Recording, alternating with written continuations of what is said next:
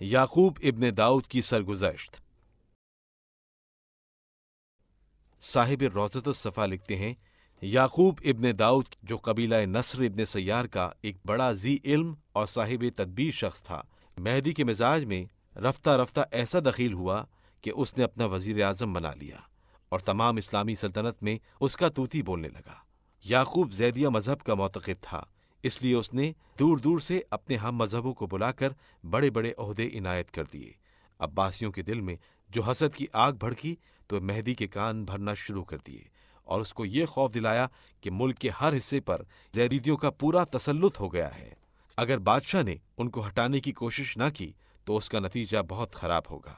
मेहदी को यह सुनकर उस तरफ तवज्जो हुई, मगर याकूब ने बहुत जल्द अपनी हुस्न तदबीर से काम लेकर उसका ख्याल इस तरफ से हटा दिया और मेहदी फिर बदस्तूर याकूब का बंदाए बेदाम बन गया। इत्तेफाकन एक बार याकूब के घोड़े ने उसे लात मार दी, जिसके नतीजे में उसे सख्त चोट आई और वो 2 हफ्ते तक चलने फिरने से माजूर रहा और दरबार में भी ना जा सका। यार लोगों को अच्छा मौका हाथ लगा।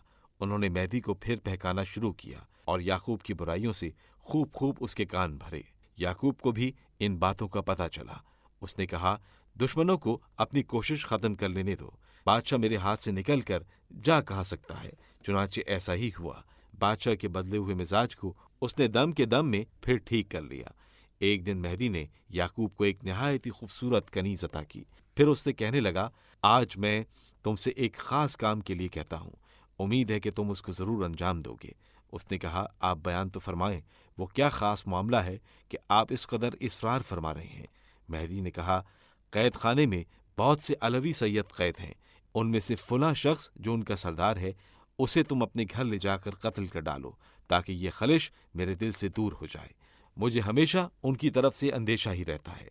ये सुनकर याकूब सन्नाटे में आ गया और समझ गया कि दुश्मनों का जादू बादशाह पर चल गया है।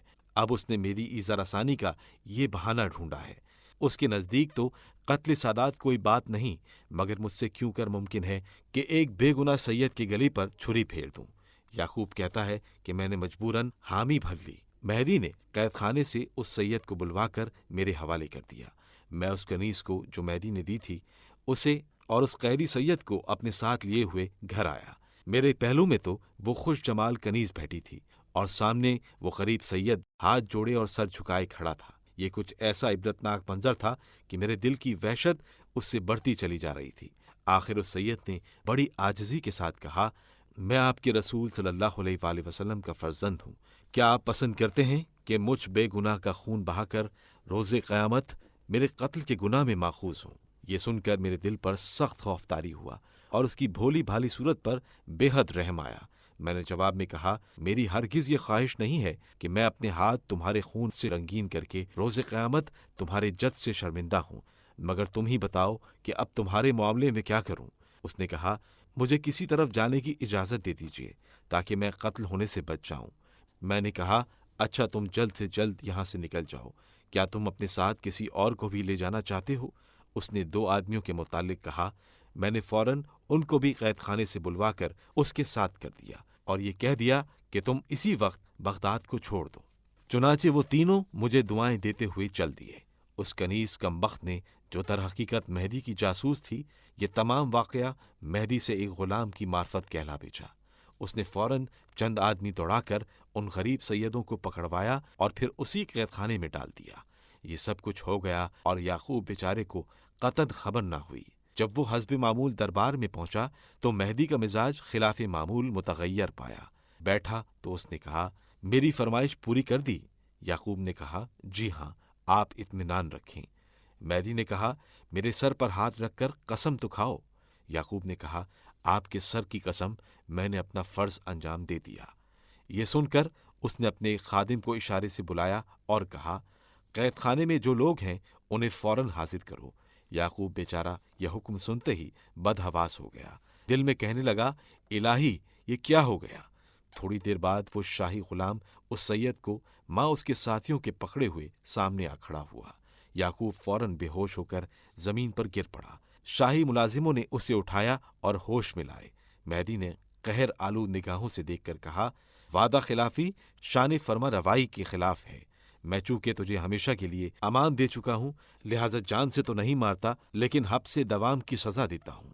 اس کے بعد اس نے حکم دیا کہ ان لوگوں کے ساتھ اسے بھی قید کرو، اور سوائے کھانے کے اور کسی وقت ان کو نہ کھولنا۔ چنانچہ اس حکم کی فوراً تعمیل کی گئی۔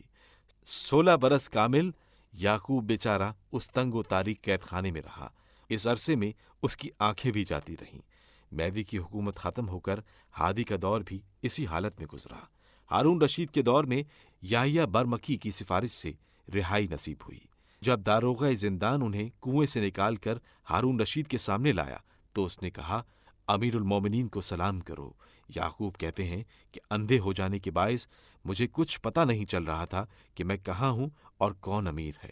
میں ابھی تک مہدی کا زمانہ سمجھتا تھا، اس لیے کہا، السلام علیکہ یا مہدی امیر المومنین۔ تمام دربار میں قہقہہ پڑ گیا۔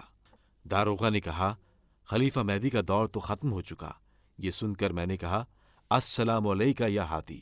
پھر ویسے قہقہے کی آواز آئی۔ داروغہ نے کہا، تجھے کیا ہو گیا ہے؟ خلیفہ ہادی نے بھی انتقال فرمایا۔ اب ان کے بھائی ہارون رشید کی حکومت کا دور ہے، جس کے سبب تم اتنی مدت کے بعد قید سے رہا کیے گئے۔